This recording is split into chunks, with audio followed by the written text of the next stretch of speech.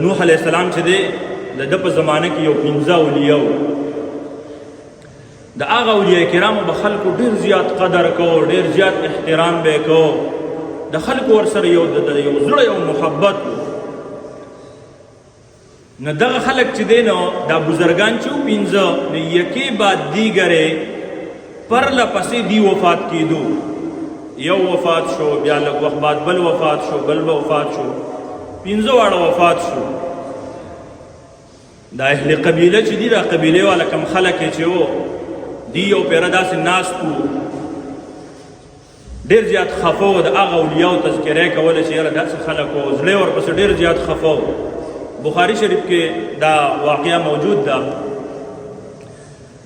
فرمایي ابلیس لعین شیطان چې کم دی که نه، نو د یو بزرګ جامه اختیار کړه، ځکه الله دله مهلت ورکړی دی. ابلیس شیطان چې دی هر قسمه حالاتو کې راتلی شي، هر یعنی ټایپ کې راتلی شي. نو د بزرګ هغه جامه اختیار کړه، دی اهل قبیله او خلکو له راغی. دی ته وي تاسو ولې خفه ناست یې، داسې پریشان یې؟ دی ورته یاره زمونږ هغه اولیا چې وو که نه، هغه 15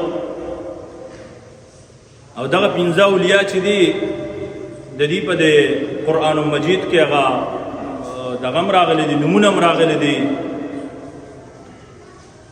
بعض حضرات فرمایي چې دا دغه اولیاو نمونه دي، بعض حضرات وایي چې دا د بوتونو د خراجه قول دا چې دا دغه اولیاو نمونه دي.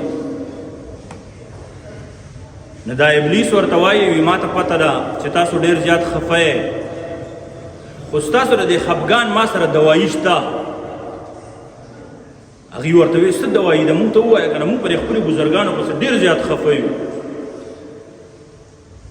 نو ابلیس ورته وایي تاسو داسې کار وکړئ که نه چې ستاسو اولیا چې کوم دي خو تاسو ته یاد دي، د دغې خلکو دا شکلونه تاسو ته یاد دي، دا شکلونه ورله جوړ کړئ تاسو.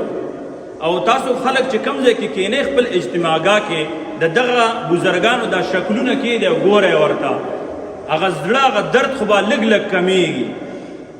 خلکو فرمایي هغه چل وکړو، هغه بوتانې چې دی هغه نقشې د هغې هغه شکلونه یې جوړ کړو، په اجتماعګاه کې کېښودو، هغې به ورته کاتو. دغه نسل ختم شو، بل نسل راغی.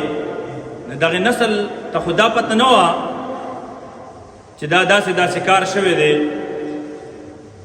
هغه نسل داسې کار وکړو چې دغه د بوتانو دی چې دا کم یعنی دغه جوړ کړی و، د بزرګانو هغه شکلونه جوړ کړی و، نو هغې داسې کار وکړو چې دغه زاړه شوو نو دی په ګټو کې را وکنستلو، د هغې دا شکلونه جوړ کړو، دا نوی نسل چې کوم راغلی او ورسره د هغې عبادت هم شروع کړو.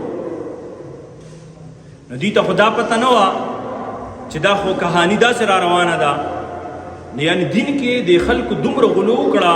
بخاري شریف کې دا واقعه لیکل شوې ده چې اولیاء سره محبت کول حد کې دننه دا ټیک دی لکه الله والا خلکو سره ګوتو بیا داسې حد کې لاړ شي، داسې حد کې لاړ شي د هغې عبادت شروع کې، دا دین کې غلو ده او دین کې غلو دا ممنوع ده.